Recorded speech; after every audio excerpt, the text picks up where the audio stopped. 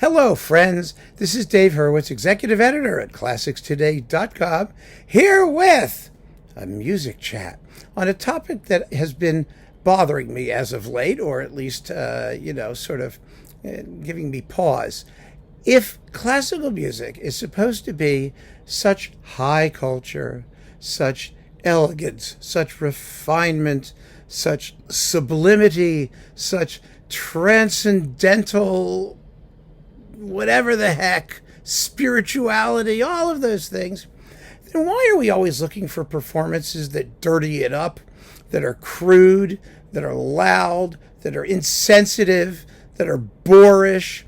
This came to mind, actually, as I've been listening to the Riccardo Minassi Mozart recordings, because a couple people recommended them and said, oh, they're marvelous, So I put them on, and they're just disgusting. And, what really got me about it, what really gets me about these things, I want excitement.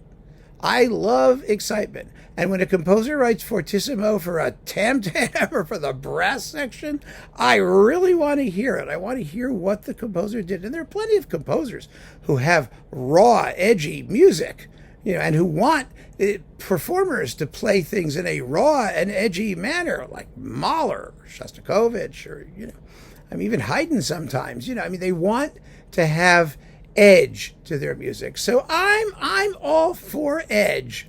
Edge is wonderful. It really is. It's also a very good shaving cream. That's another issue. But, that's fine. That's really fine. I don't want performances to be dull. I don't want them to be effete. I don't want them to be effeminate, if that's the word. It's probably a politically incorrect word to even use nowadays, but you know what I mean.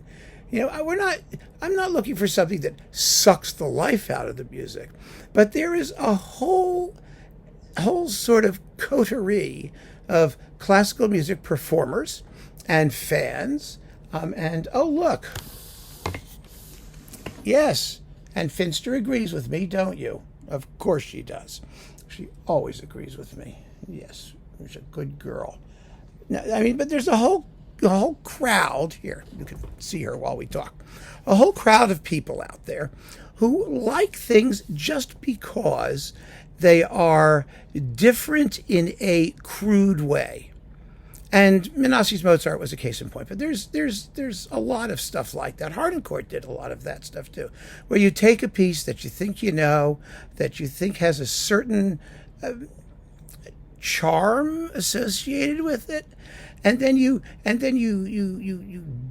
Dadaistically muck it up just to see what happens. Now, it may be interesting to hear people do that once in a while. I suppose it is.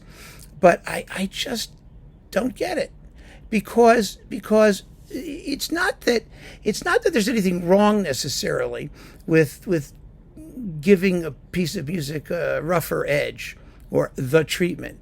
No, the issue is the simultaneous belief, the cognitive dissonance in believing that you're doing something that is cultural and refined and somehow superior to the rest of humanity, number one, while number two, trying to well, like I said, just dirty the whole thing up. You're enjoying things in a prurient way. It's like turning it into pornography while claiming that it's actually high art. And you can't have it both ways, it seems to me. Personally, I dislike, as you know, the whole snobbery, high culture. It may be high culture, it may be quality culture, whatever you want to call it. But the idea that you're better, or the universe owes you something, or any of these things that come along with that, I generally have no patience for. I really don't. But there are a lot of people who are simultaneously enjoying the afflatus that comes with being supremely cultured, while at the same time wishing that culture were smarmier and more trashy. And I find it fascinating. I really do, because that's one of the things that's happened in performance today quite frequently. Part of it I understand. It's the desperate desire to do something different. I mean, just a shock, and it doesn't matter what it is.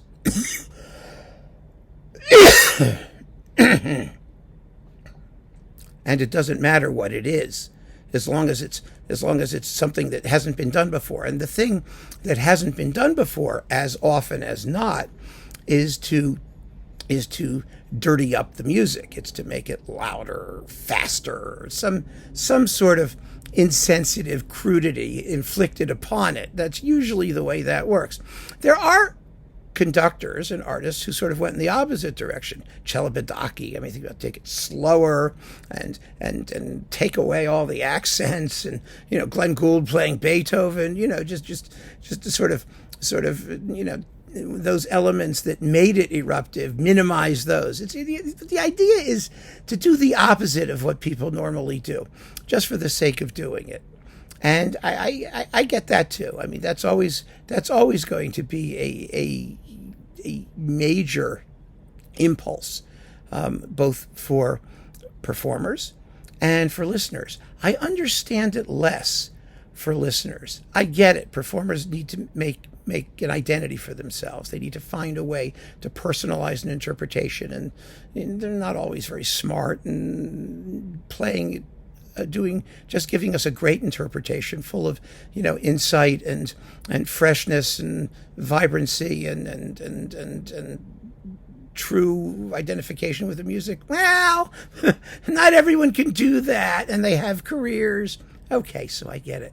But what's the excuse for you listeners out there? Why is it that on the one hand you want to think that you're better than the rest of humanity because you like classical music, but on the other hand you like classical music to the extent that it is being played in a way that is inimical, is diametrically opposed to the theoretical qualities of betterness that you claim to espouse? I don't have the answer. I just think it's interesting. I really do. I mean, we've had a talk about this before. We talked about people who just like performances just because they're different, and all they care about is the differences. That's another aspect of, I think, a similar phenomenon. But this is very, very, very specific. It's the worse the thing sounds, the noisier it gets, the more obnoxious the performance is. Not even the more authentic it must be. It's just the more you enjoy it because you think you're getting away with something that's somehow dirty, tawdry. It's smutty. I don't know. It's an issue, and I'm tossing it out there for you to think about because it's the classical smut school, it seems to me, is doing awfully well. And there are a lot of people who are members of it, and they're performing this music, and to the detriment of the people who dedicated their lives and ability and talent and the traditions and there's a lot that is getting tossed out in doing it that way. It's a throwing the baby out with the bathwater kind of thing.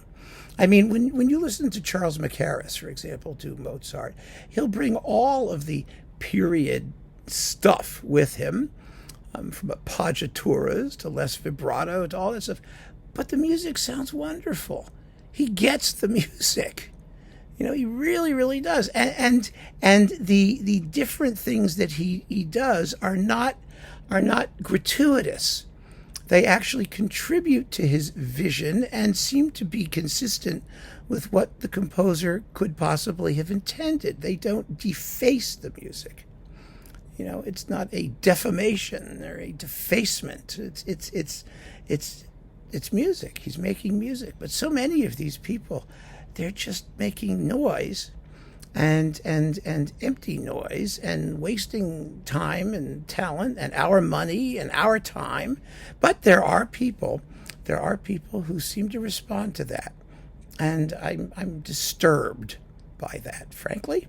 But I'm just throwing it out there for you to think about. So keep on listening, friends. Thanks for joining me. Hey, thanks for sticking this out with me, Finster. You're a very, very good girl.